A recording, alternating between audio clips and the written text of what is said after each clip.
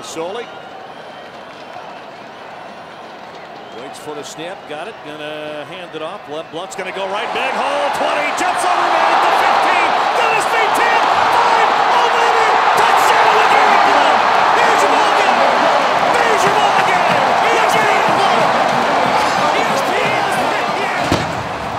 The 2008 Holiday Bowl victory was Mike Bellotti's last game as the Ducks head coach. Despite the coaching change, the Ducks have found that their keys to success haven't altered. Like anything, the best advice I got from Coach Bellotti was to be yourself, that when he took over for Coach Brooks, he didn't exactly do everything the way Coach Brooks did. And then when I took over for him, I didn't do things exactly the way he did. But there's a lot of things that Coach Bellotti did here in the past that we still have in place. Before coming to Oregon as an offensive coordinator in 2007, Coach Kelly had become familiar with college towns during his coaching career, but none with an atmosphere quite like Eugene. You walk down the street and everybody's wearing a sweatshirt or a t-shirt or a hat, and you go to the store and everybody's got a sweatshirt or a t-shirt or a hat, and that part, you know, kind of, and I've been in other college towns and it's not like that. You know, I think the passion and the support and how much everybody really genuinely cares about this university was a thing that was, you know, extremely evident to me.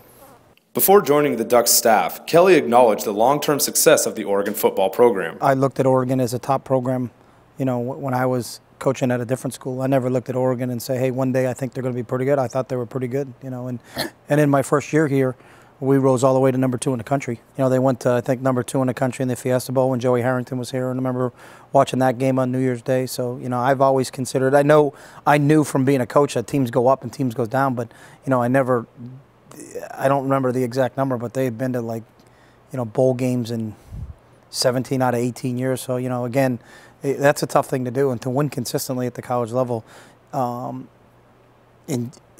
the field of play is a difficult thing to do, and I always thought Oregon was one of those teams that always did that, you know, so I lumped them in with the USCs and the Alabamas and the Michigans of the world. And Kelly believes that consistency is paramount in remaining an elite program. I think the one thing about this place that makes it so successful is the fact that we don't change. You know, us in the United States Military Academy at West Point are the only 2 schools in the country that haven't had a coaching change in the last 3 years. So when I look around and everybody says things are changing, you know, there's 4 brand new head coaches in our league.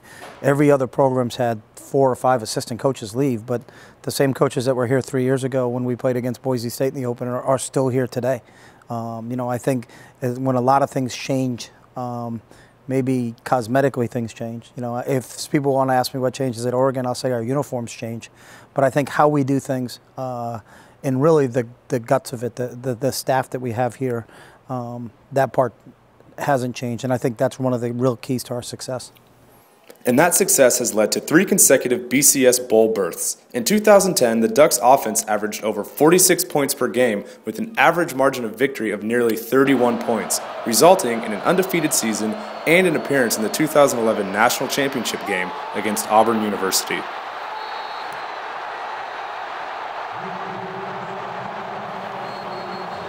But holding true to his philosophy, win the day, Coach Kelly never overlooked any opponent. You know, in 2010, we went undefeated in the regular season, but until those last seconds ticked off the clock in the last game up in Corvallis, you never really think of, hey, we're going to run the table here. For the snap. No, it's a fake. Oregon runs it first down up the middle, 40, near midfield, 45, 40, 30, inside of the 30 to the 25, on the 20-yard line, inside of the 15, and finally out of bounds inside the 10-yard line.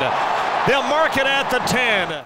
While Coach Kelly has maintained his staff over the last 3 years, the expectations for his players have changed. Since taking over, his mantra, win the day, has held players to higher standards on and off the field. We feel like what we've done has been successful, and we've proven that. But the biggest and the toughest challenge for us is can we continue to do that? And that's what I think our players have to understand. We've always said this since I've been here. The football stuff will take care of itself, and you can look at your record and indicate, you know, that we're doing things well from a football standpoint, but there's so much more to winning the day than just winning games on the football field. And it's really about what we're doing in the classroom, what we're doing in the community, and those are the things that validate it for me. You know, I got a nice note from a lifelong Beaver fan that won an award at the Oregon Sports Award, and how Kenyon Barner went out of his way to seek the gentleman out and congratulate him on his award. And the guy was kind of blown away by what a remarkable young man that Kenyon was. And that stuff is what's really important to us. And those are the things that I talk about in our team meetings, and get a chance to read emails from people that met Mark Asper walking down the street. You know, I got a note from a lady once that had a nice Oregon ornament on her house, and then Mark Asper was walking down the street, noticed it, and dropped the note off in her mailbox thanking her for her support. Those are the things that I think validate kind of what we're doing. I think we've just done a better job of emphasizing that it's a process, and that, you know, I think there was too much talk in a lot of programs about let's be Rose Bowl champions, Pac-10 champions, all those other things, but they lose sight of how to get there. And our whole deal is the process, and the process is taking care of what you can control, and what you can control is what goes on today, not where are we going to be next January, but what goes on today, and do I have the opportunity to be successful today in everything I do, both on the field, in the classroom, in the community, and that all goes hand in hand. And you just can't have a successful day from a football standpoint, but a non-successful day academically or socially, because it all factors into did you win the day or lose the day.